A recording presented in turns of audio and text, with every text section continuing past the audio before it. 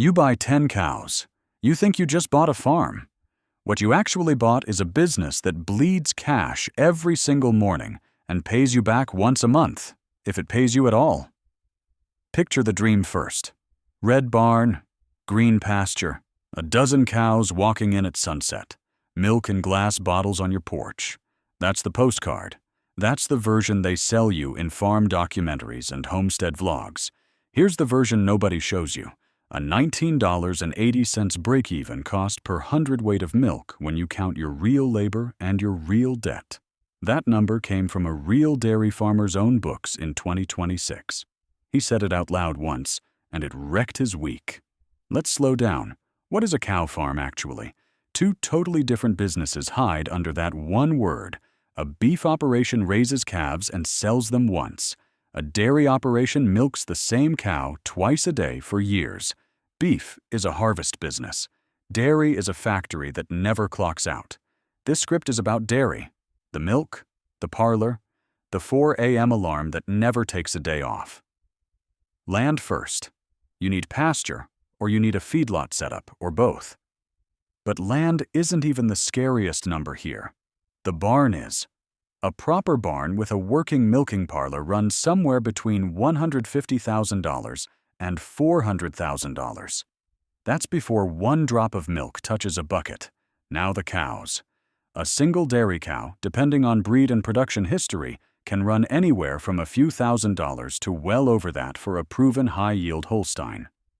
Build a starter herd of 20 cows, and your livestock bill alone lands between $50,000 and $200,000. You haven't milked anything yet. You're already 6 figures deep. Feed is where the real bleeding starts. A 20-cow herd eats through $16,000 to $30,000 a year just in feed. Cows don't skip meals. They don't understand a slow month. They eat on Christmas. They eat during a drought. They eat when your milk check is late. Add insurance. $2,000 to $12,000 a year, depending on your herd size and your equipment. Add vet bills. Add the fact that a sick cow doesn't wait for business hours. Now here's the part that actually decides if you survive or not. Milk price. In 2026, industry projections put milk sitting around $17 to $18 per hundredweight for extended stretches. Sounds fine on paper. It isn't. Recent farm business summaries out of New York show real total economic cost, once you add your own unpaid labor and your actual debt payments, creeping into the low 20s per hundredweight. Read that again. Your cost to produce the milk can be higher than the price you're paid to sell it. That's not a bad year. That's the baseline right now for a chunk of American dairies.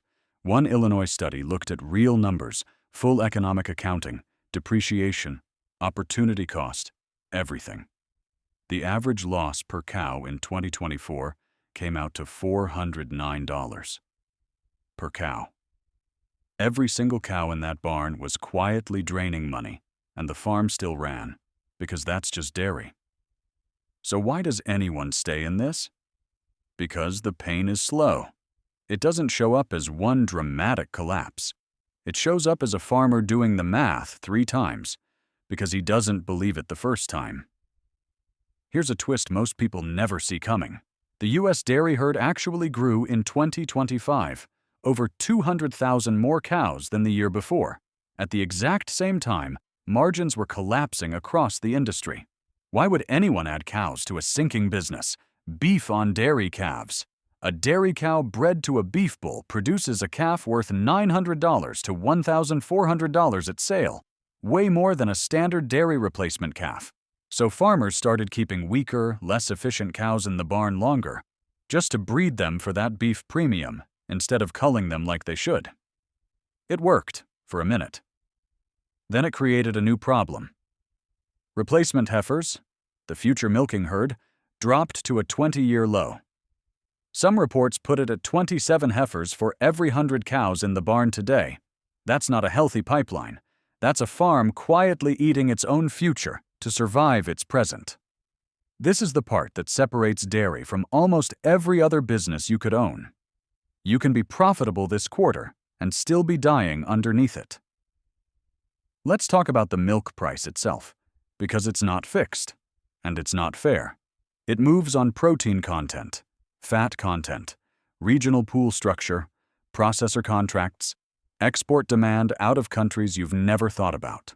A dairy in one region can get paid completely differently than a dairy 2 states over for the exact same quality of milk.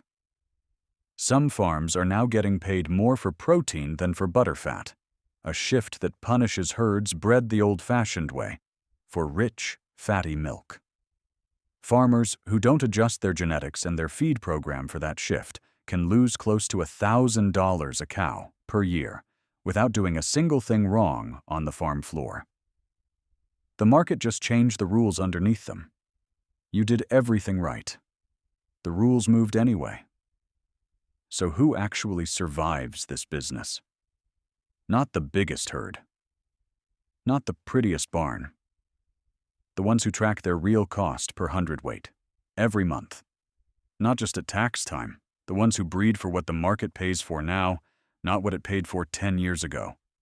The ones who treat every extra heifer as insurance, not as a bonus check. And here's the payoff, the thing almost nobody says on camera. The farmers still standing after a decade aren't the ones who got a lucky milk price one good year.